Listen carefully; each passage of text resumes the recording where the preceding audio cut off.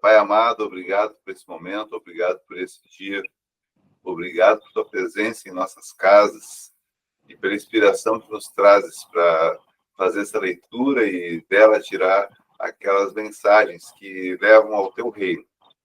Obrigado, Senhor, pela tua bondade, pela tua presença conosco. Abençoa esse dia, abençoa essa leitura, possamos extrair dela os melhores ensinamentos possíveis. Amém. Os nossos encontros é uma benção sempre, né?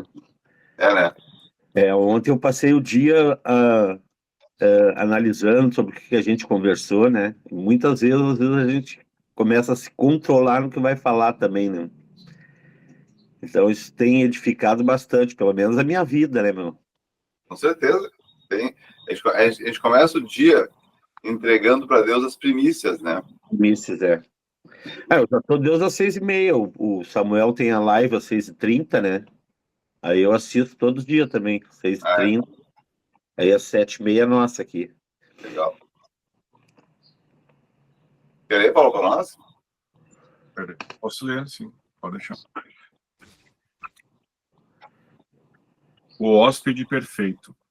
Considere o que Maria e José sentiram quando ouviram que Maria daria luz ao Filho de Deus, Jesus, o Cristo.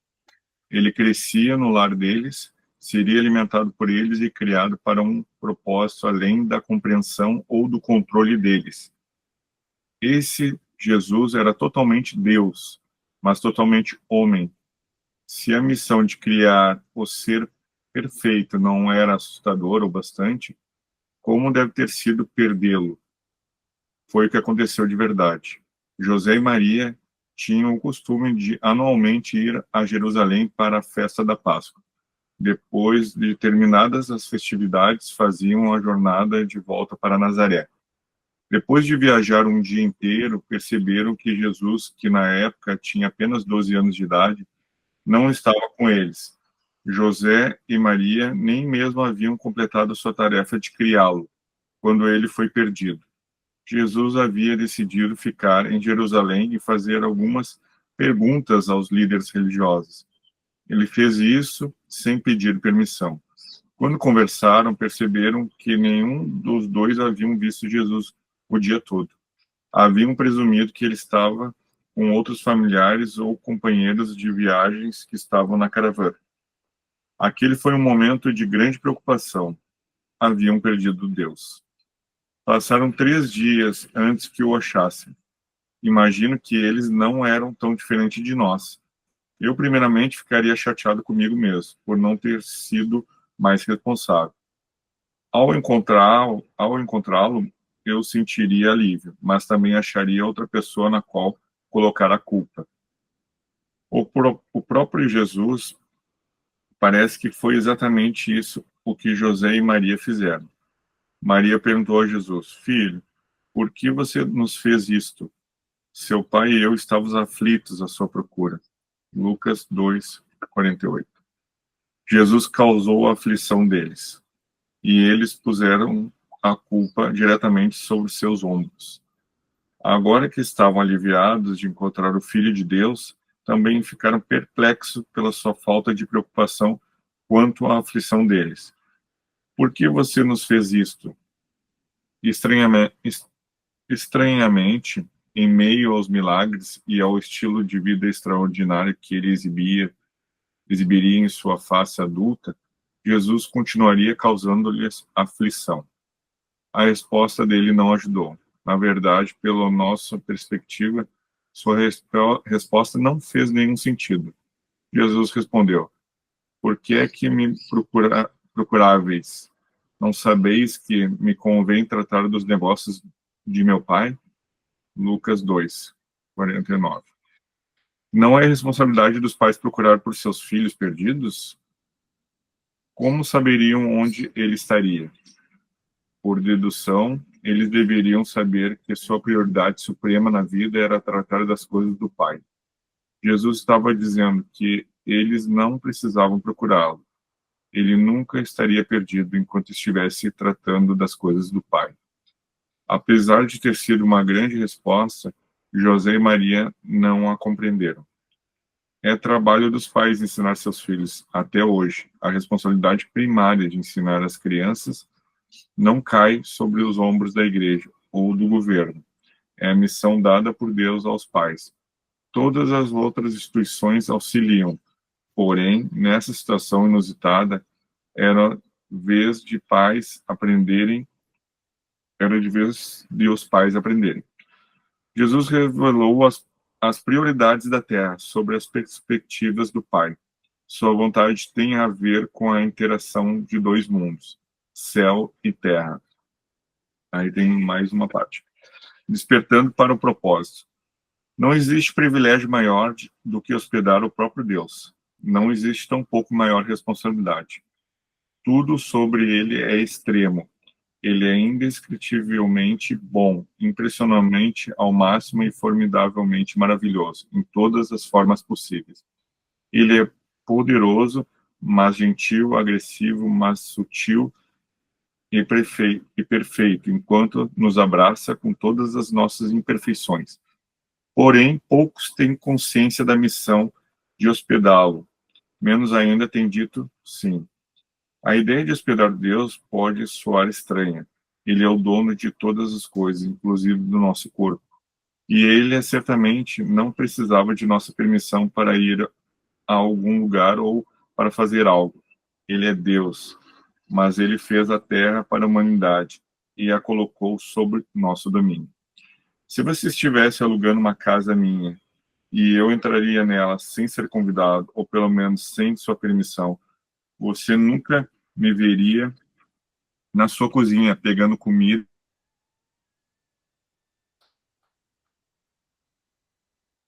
Paulo, cortou o áudio, hein?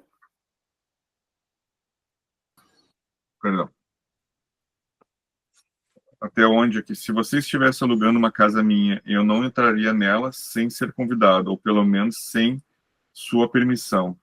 Você nunca me veria na sua cozinha pegando comida da sua geladeira e preparando uma refeição para mim. Por quê?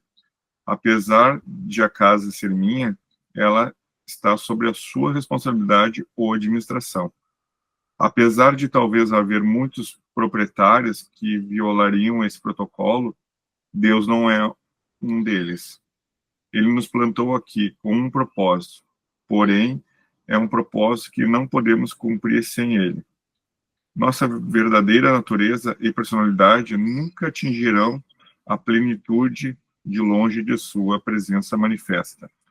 O cerne da nossa missão é aprender a hospedá-lo, e isso deve se tornar nosso foco para que possamos ter o sucesso que ele deseja antes que Jesus volte. Num momento, nós alegramos no louvor, de braços abertos e cabeças levantadas para o alto. No outro, estamos de cabeça baixada, não porque alguém disse que seria a reação correta, mas porque o temor do Senhor encheu o lugar. Num momento, nossa boca está cheia de riso.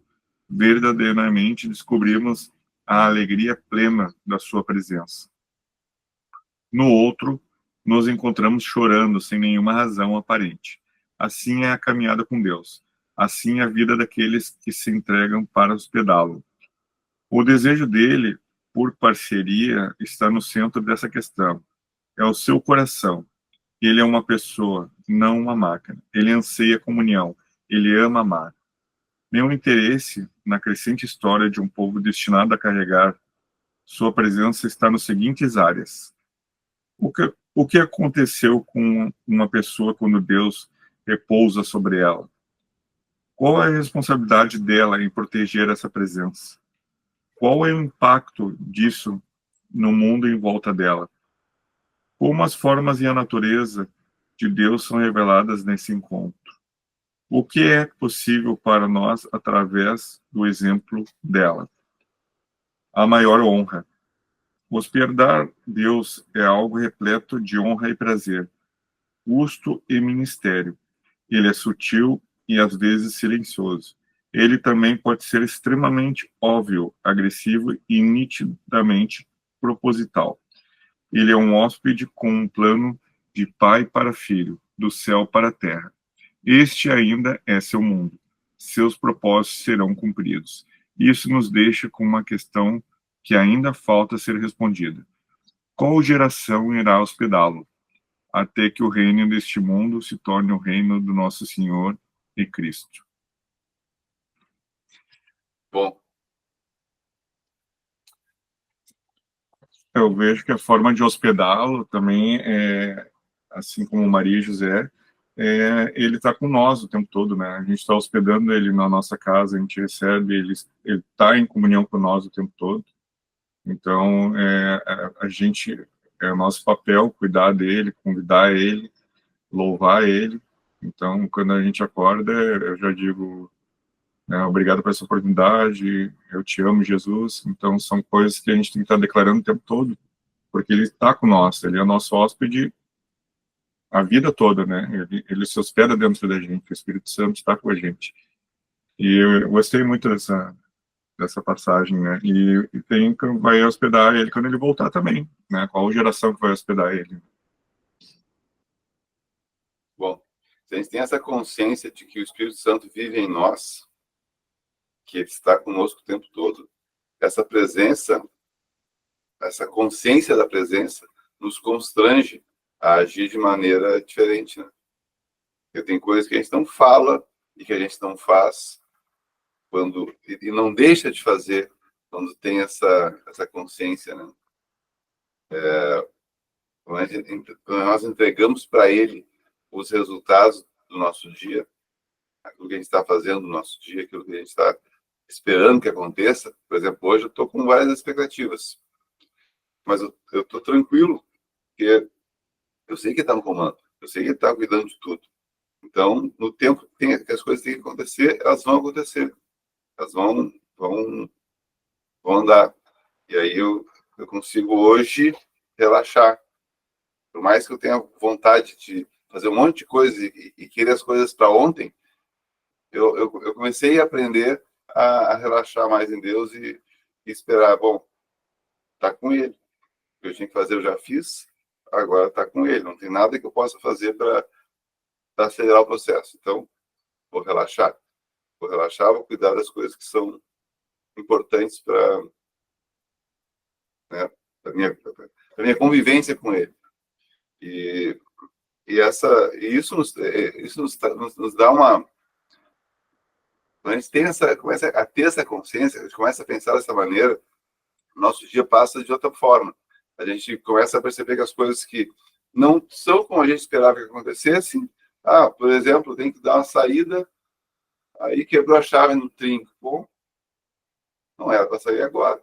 Vou ter que resolver isso aqui para poder sair. Ou furou o pneu do carro, sei lá o que aconteceu. Faltou bateria no celular, não pude chamar um Uber, não sei. Algo nos impede de sair. Ou aquele vizinho que a gente não costuma conversar todo dia, aparece para perguntar alguma coisa e aquilo nos tira o que estávamos fazendo no momento. Mas nada, se a gente ter consciência de que nada escapa ao controle do Pai, essas pequenas coisas que são do nosso dia a dia, elas começam a ter um outro sentido. A gente começa a perceber sinais em várias situações que antes a gente não percebia. A gente entendia que era um imprevisto, uma coisa até ruim, que a gente estava com foco em fazer alguma coisa e algo impediu de se fazer. A gente começa a perceber que aquela distração, aquela situação, ela não está ali por acaso. Então, tá bom, senhor, o que quer fazer agora? Qual é a sua vontade para esse momento? O que eu devo... E essa calma, essa consciência nos traz uma calma que o dia passa de outra forma. Diferente. Eu vejo também que nem todos os dias a gente está, como é que você, sentindo muito no relacionamento, muito conectado. Eu digo por mim, né? Tem dias que a gente está um pouco no automático e passa algumas coisas despercebidas, mas a gente tem que estar buscando. A gente tem que estar buscando e sempre procurando um relacionamento. E a gente tem que cuidar, porque nossas emoções também, elas são enganosas, a Bíblia diz, né? Então, tem vezes que a gente está meio sentimos certas coisas que estão nos tirando do caminho de Deus, né? A gente se leva por uma empolgação, de repente, num momento, num negócio, mas a gente tem que estar sempre lembrando que ele que está no comando dele, que ele permite tudo, né? Não nenhuma folha cai na floresta sem o desejo dele, ele sabe quantos fios de cabelos tem na nossa cabeça. Então, assim, ele comanda tudo. Ele é o rei supremo da nossa vida. Bom dia, Carlos. O cara chegou às 7h55, hein? Tá sem áudio aí. Bom dia, meus irmãos. Hoje eu tava... É interessante essa passagem aí. Hoje eu tô gostando de ouvir. Tá sentindo Deus aí dentro de ti? Tá sentindo aí? Tá se mexendo aí? Tá sacudindo isso aí? Eu ia dizer que tem vezes que é até meio constrangedor, né? Quando você pega... você mesmo se pega fazendo alguma coisa que não deve fazer. Acho que todos nós já sentimos isso quando criança, né? De repente os pais estão ali e tu sabe que tu fez uma coisa errada e, né, chega a negar, chega a fazer uma mentirinha, né, daquelas que a criança, que é óbvio, assim, né, e por vezes é meio constrangedor, assim, essa ideia de ter alguém com presença constante, onisciente, é uma coisa difícil da gente se acostumar com isso, eu acho. É como tá no Big Brother, né? Você começa a perceber que está sempre sendo observado. A Deus nada escapa. Pois é. Mas eu acho que é até um pouco pior, cara, porque o Big Brother estaria sendo observado, por alguém assim, meio que teus pais, né? Teus pares, né? Não é uma autoridade, não é uma... mas é uma coisa... Por vezes é muito bom, né? Você saber, assim, basta eu chamar, né? Mas acho que na fase que a gente está, somos meio que crianças, talvez um pouco adolescentes, aquela fase que às vezes você precisa ter seu quarto, né? Ter o seu espaço para ver para se entender, mas tu sabe que assim, ó, o pai tá ali do lado, né? Tá na sala, tá no quarto do lado. Se eu gritar aqui, ele vem. Ou você ter são as comparações humanas, né, que a gente faz. A gente tem essas ideias porque são coisas que a gente vivencia, né?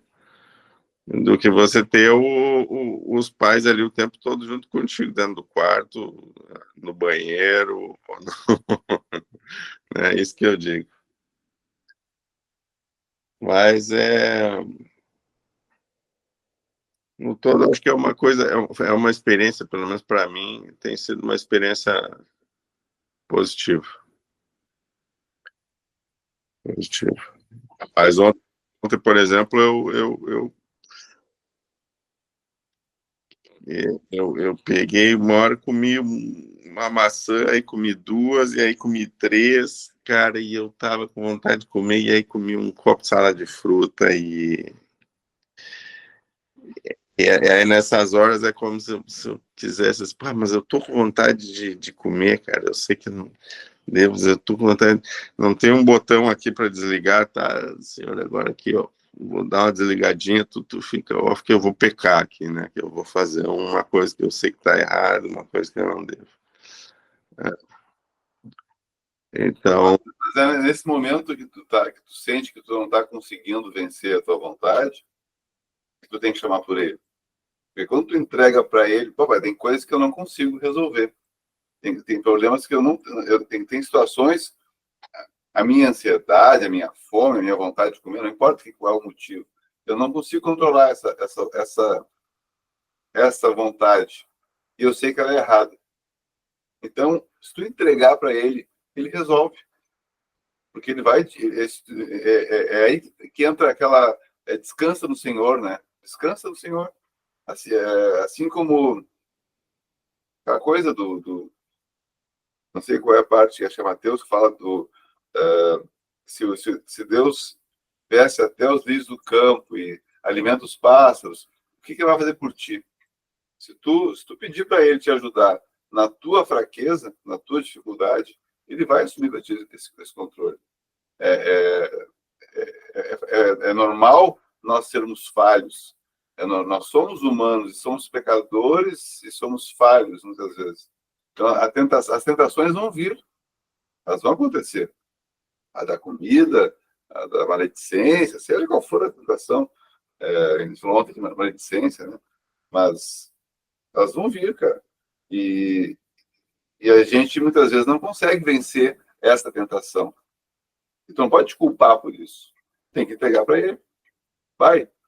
Tá difícil. Minha vontade aqui é comer 10 maçãs. Eu sei que eu não devo. Me ajuda. Me dá o direcionamento. É nessas coisas pequenas do nosso dia a dia que a gente tem que ter a consciência de que ele está junto e que ele pode nos ajudar. Porque se tu perceber que quando tu chama, ele vem, é como tu falou do quarto do lado, eu tô aqui, mas se eu chamar, ele vem. Ele vem mesmo. Ele está contigo o tempo todo, tu não tá vendo, ele está contigo. Então, se tu chamar por ele e pedir, ele vai te ajudar nessa dificuldade, que é pequena. Tem coisas muito piores, com certeza, coisas muito mais difíceis, mais dolorosas, mais... Quanta gente passa por tanta coisa difícil e muito mais difícil do que a vontade de comer mais maçãs, né? Mas nessas coisas que tu sabe que te fazem mal, é que tu tem que chamar ele. Não importa o tamanho da tua dor, nunca pode comparar a tua dor com a dor do outro. Para ti, essa é a dor da gula, da fome, da ansiedade, não importa. Se essa dor desse desejo que tu não controla está sendo pesado para ti, tem que chamar por ele. Na hora que percebe que tu não está controlando. Pai, aqui, ó, entrego para ti. Não estou conseguindo passar por isso. Essa prova aqui está difícil. Me faz passar por isso. Me ajuda.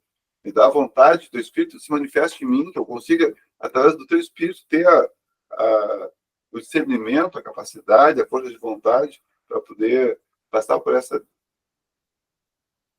dor aqui que está me incomodando.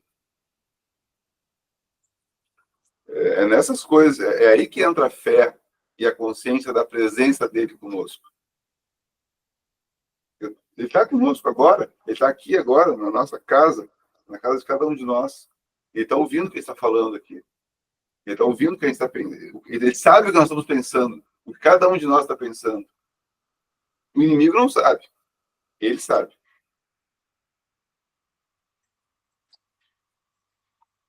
Uma coisa que eu tenho feito muito ultimamente é não mais clamar em voz alta. Eu não tenho mais clamado a Deus por coisas ou por situações que eu preciso em voz alta.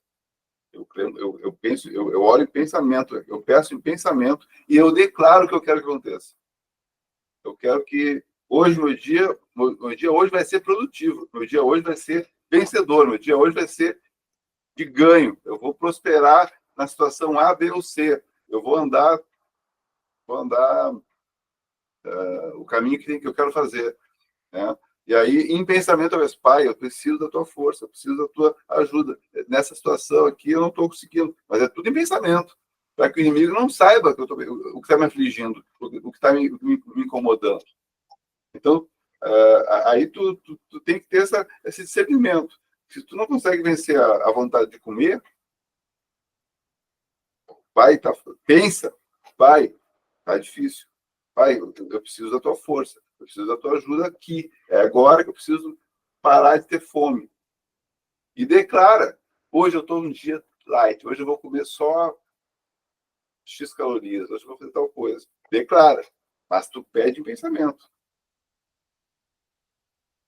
Eu tive essa experiência de ter uma coisa que me incomodava muito. Eu tinha um pecado, e quando eu entreguei para ele, pedi para o Espírito Santo, fiz o pecado, fui lá e pedi. Uma vez a gente conversou isso no QGR, o Ju botou isso. Na hora, tu errou, vai lá e pede. E eu pedi, mas até onde eu não tinha consciência que estava tão errado, né? Era um vício. E eu fiquei impressionado, assim. Não voltei a mais fazer, não voltei. E foi, assim, muito fácil tirar com a mão. Mas eu tenho outras coisas ainda em questão. Ainda tem coisas para resolver. Mas, vou dizer, funcionou, graças a Deus, né? Foi de uma forma... É como tu pede, é como tu entrega de coração e ele vai te ajudar. Pede para o Espírito Santo, exatamente o que o Alan falou. E foi o que eu fiz. E era uma coisa assim, vou ser bem sério, era grave. Era grave.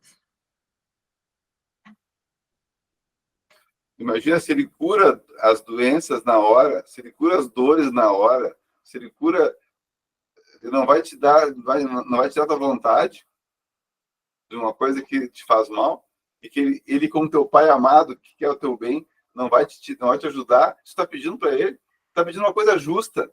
A oração do justo, ela sempre é atendida. Porque uma coisa é tu pedir algo que... eu quero uma Ferrari. Eu preciso de uma Ferrari, eu preciso aparecer num evento, não sei de onde, eu preciso estar com essa Ferrari na minha garagem. Isso é uma coisa que talvez não seja atendida. Agora, tu está pedindo pela tua saúde, pelo teu bem-estar, por aquilo que está alinhado à vontade do Pai. Se tu entrega para ele, ele vai fazer, cara. Não tem dúvida nenhuma. E é na hora. Na hora. É aqui, ó. Mas a gente tem que saber orar. Isso é hábito. E isso o Paulo falou. É na hora que tu pensa e que tu percebe. E isso... E, cara, isso tudo começa com o discernimento dos pensamentos, né? A gente começa a perceber o que vem de Deus e o que não vem. Bom, essa vontade de comer exacerbadamente não é de Deus. Então, de quem é? Quem é que está te botando essa vontade de comer o que tu não deve comer? Não é de Deus. Se não é dele, então pede para ele te ajudar.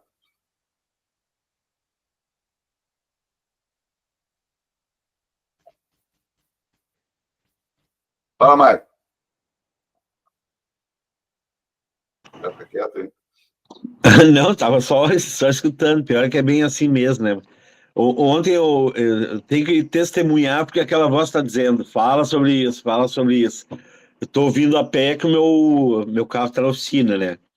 E aí ontem eu tava vindo, talvez tenha a ver, Carlos, para tu ver o que é o poder da gente pedir, tá? Talvez tenha a ver com o que tu tá pedindo, o que tu tá pensando em pedir, sei lá. Daí ontem eu tava perto de casa, daí veio aquela voz, né? A gente já tem que aprender a ouvir a Deus, né? Fala daquele testemunho, fala daquele testemunho. Poxa, e hoje de manhã a mesma coisa. Eu preciso testemunhar, ô, Carlos, um fato que ocorreu comigo, tá? Lá na empresa de certificado, a gente segue algumas normas do governo federal. Então, deu uma miscelânea lá com várias pessoas, envolvimento com processos feitos erroneamente, né? Que isso trouxe um prejuízo normal para toda, anormal para toda a infraestrutura. Só que eu nunca participei disso. Eu sempre fiquei na minha e fazendo as coisas certinha. Aí escolheram uma gama lá de 80 e poucos e fizeram uma autuação, 200 mil reais de multa para todo mundo, não escapou ninguém. Cara, eu fiquei apavorado, né? E eu estava num propósito que a gente estava fazendo uma carta para Deus. Olha que coisa de louco, uma carta para Deus. E aí eu peguei e escrevi, né, na carta tudo que eu estava passando, e no final me lembro, depois a gente queimava a carta. No final da carta a gente teria que queimar ela. E eu escrevi tudo que eu estava pensando, escrevi lá, Deus, tua mão é tão poderosa assim, ela não é, ela é mais poderosa que a mão do desembargador, do juiz. Então me livra dessa multa, senhor.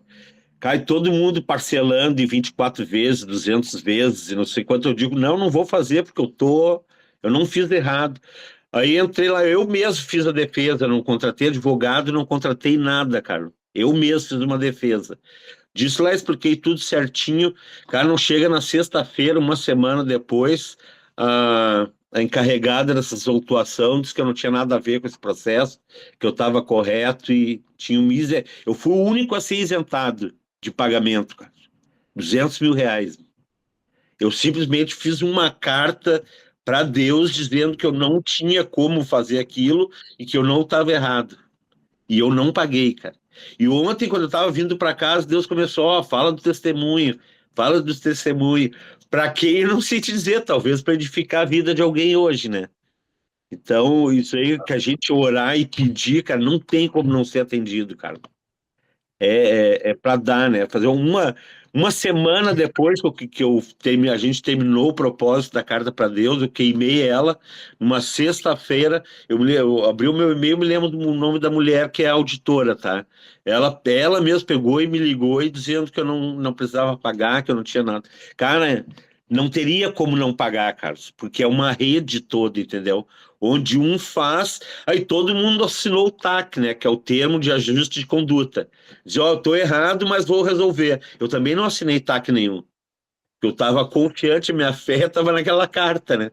Aí chegou na sexta-feira, cara, a mulher me liga, a auditora me liga dizendo que eu não tinha nada. De Brasília, cara, não é nem de Porto Alegre, nada. A auditora de Brasília me ligou, meu. Eu disse, poxa, meu Deus, muito obrigado, só tenho a agradecer. E todo mundo pagou, cara, pedalaram em 24, 30 vezes, como poderia pagar, né, meu? E eu não paguei. Então, hoje, o testemunho, se é para edificar a vida de alguém, que ontem ele já me colocou, né? Fala do testemunho, fala do testemunho. E hoje ele começou de novo.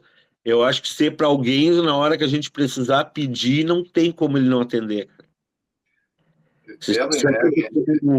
Uma dica que eu acho que esse testemunho veio para nós, né?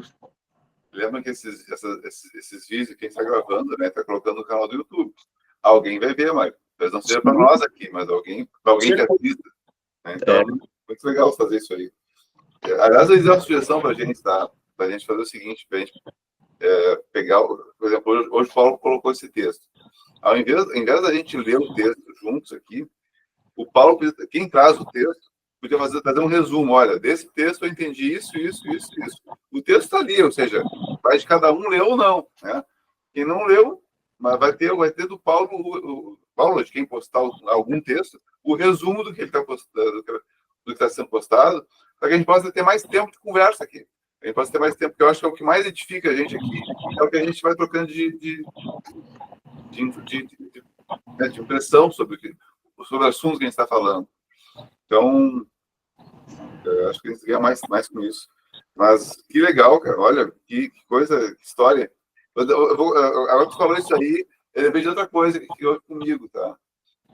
Olha só, eu há pouco tempo atrás, ano passado, eu estava com aquela scooterzinha desse plano, e eu tinha que ir no centro, e eu, vou de scooter que é mais rápido, e bato um cantinho, 2 toques, tô resolvido.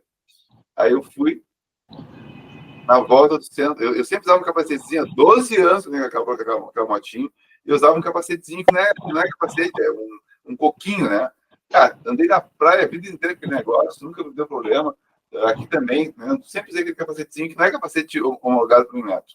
Mas é prático, eu boto debaixo do banco, ele é bem fácil de usar. Aí, estou saindo do centro, caiu na barreira. Tomei uma multa por falta de capacete. Aí tive que pegar Uber em casa, pegar um capacete de verdade, voltar lá, pegar uma tinta. Não assinei nada, pensei, não, escapei. Eu cheguei lá, acabado já a barreira, e pensei, agora esqueceram e tá tudo certo. Tá, cheguei em casa, tudo bem. Na semana seguinte, eu fui para um lugar pertinho de casa, de novo, com o mesmo capacetezinho vagabundo aquele, caí noutra barreira, e aí chamei a Karine para levar um capacete de verdade e sair. Aí, 2 multas e uma semana depois da outra. Daí eu entendi. Deus não é para usar mais esse negócio aqui. Entendi, tá? Entendi. Vou usar o capacete de verdade agora, tá? Mas aí tomei as 2 multas, e essas multas, a 10 pontos, é falta gravíssima. E iniciou um processo de cassação de carteira. E aí, o advogado entendeu que podia fazer de uma maneira a defesa e tal, fez. E eu esqueci disso aí. Aí, estou andando agora, no mês passado, sexta-feira, tardezinha, assim, sexta-feira, tardezinha, me liga o advogado, olha, estou te avisando que a liminar que a gente conseguiu da tua carteira caiu. O juiz, além de não dar nosso ganho, ainda tirou a liminar. Então, não pode mais dirigir. Tá. Cheguei em casa e pensei, como é que vai ser agora? Um monte de volta para dar, um monte para resolver e tal. Não posso mais dirigir. E aí, estava chateado com um monte de outras coisas a fazendo. Eu precisava fazer viagem de negócio, um monte de fazer. E aí eu orei e pedi para Deus, eu sei que foi errado, eu sei que eu errado, mas eu já entendi o pecado e já mudei minha postura há muito tempo, né? Então, se for da sua vontade que eu possa prosperar nesse processo, me ajuda. Mas já tinha sido estancado os recursos todos. E aí, segunda-feira, eu entro... Eu olhei, entrei no site do Detran, sexta-feira não tinha nada ainda. Eu olhei sábado, não tinha nada ainda. Olhei segunda, abri um prazo de recurso para essa coisa. Aí eu entrei, falei com o advogado, olha, abri um recurso aqui, não dá para entrar de novo, tentar alguma coisa. Ah, verdade, vamos entrar de novo, porque tem uma saída assim, assim, assado. Em resumo, tá? Eu orei com muita fé e com muita vontade, pedindo, e é uma coisa que não tinha mais jeito, cara. Eu tinha feito todas as defesas possíveis, não tinha mais porque abrir outro prazo de recurso. E abriu. Eu tô... entreguei para Deus essa história, não sei o que vai acontecer, mas eu estou com essa tendência em andamento. Então, assim, as coisas acontecem, assim como Deus pode tudo, gente. Não tem... É cura, é documento, não tem nada que ele não possa fazer. Nada. Nada. Nosso Deus é o Deus das causas possíveis, cara. O que é impossível, entrega para ele. Entrega para ele, porque se for um pedido justo, vai ser atendido. Olha só o negócio do Mário. Do nada. O Mário, do nada. Não tinha como escapar dessa autuação, entendeu? Foram mais de 80 autuados, então era o grupo todo, né? E eu vou ser bem sincero para vocês, ó, e eu não testemunhei para ninguém até hoje, não testemunhei para ninguém daqueles que estavam no grupo, meu. Que algo dizia que não era para falar. Então eu tô desses 80, 79, todo mundo acha que eu paguei a multa também. Mas eu não paguei, cara. É uma coisa extraordinária, né? A gente. Cara, uma carta para Deus, tem noção do que é isso? Escrever uma carta para Deus. Coloca todos os teus problemas, vamos orar por 7 dias, depois a gente queima na carta. E foi o que aconteceu comigo, cara. Não deu outra. Na sexta-feira, no final da semana, a mulher me liga. E não era assim lá essas coisas, né? Eu já tinha relaxado sobre isso. Eu não estava mais preocupado nessa. Eu acho que eu estava confiante, não tinha certeza que Deus ia agir, né? Aí ela me liga lá, é tipo 4h30, 4:45 da tarde. Tipo, no final da tarde, né? Eu digo, ó, descansa em paz no sábado e domingo. Tá liberado. Legal. E são vários testemunhos, se a gente entrar na internet, começa a olhar, né, cara?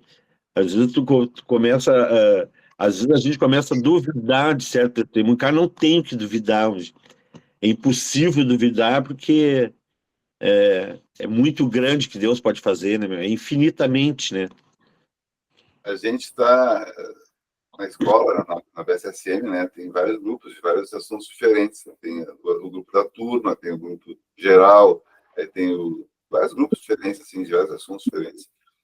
Tem coisas, cursos extras que a gente faz junto, e que aí tem um grupo daquele curso e tal.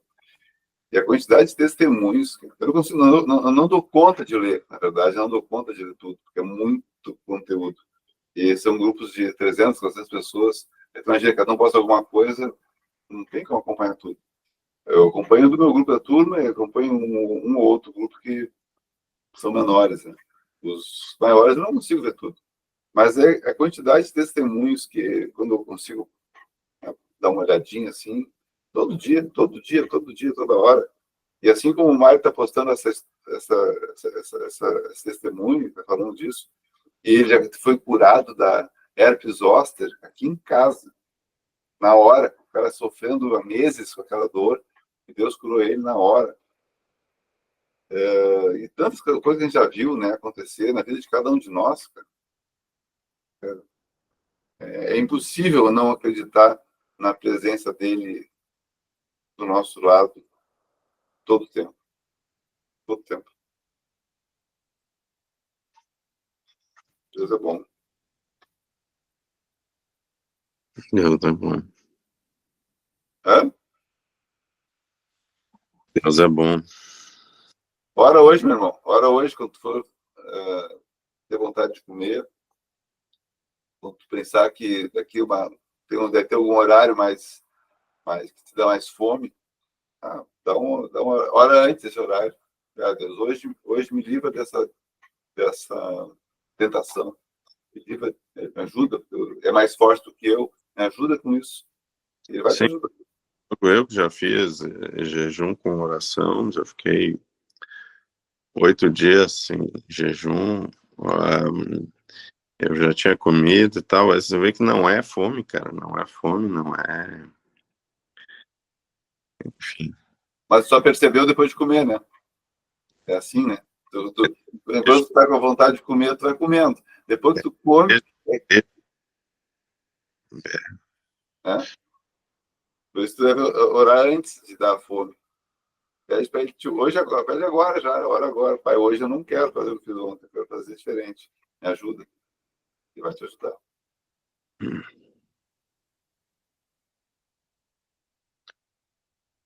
Vamos encerrar, gente? Errado. Vai pro nosso, Carlos.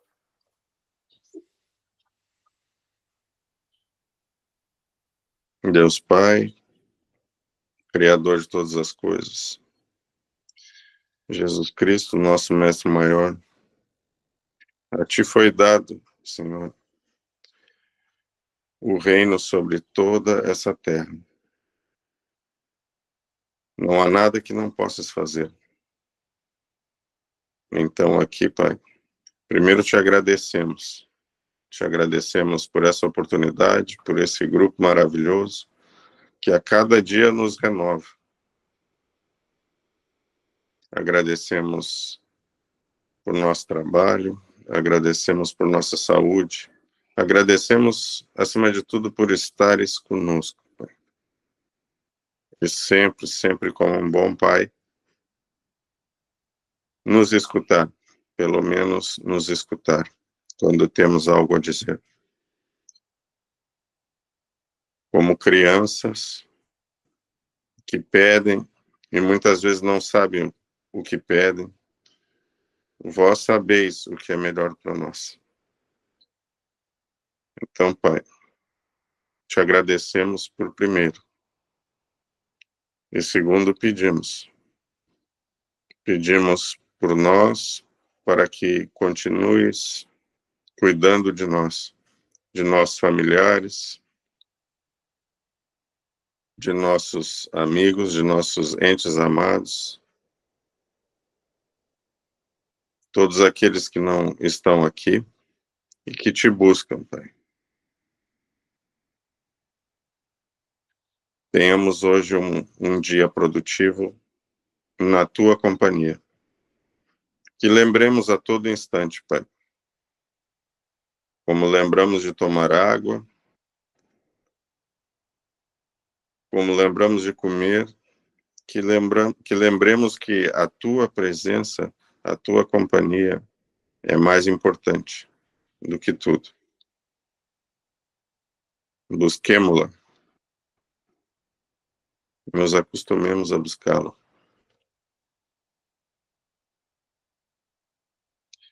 A todos uma ótima terça-feira. Amém. Amém. Amém, amém. Bom dia. Amém. Bom dia. Tchau, gente. Tchau. Obrigado.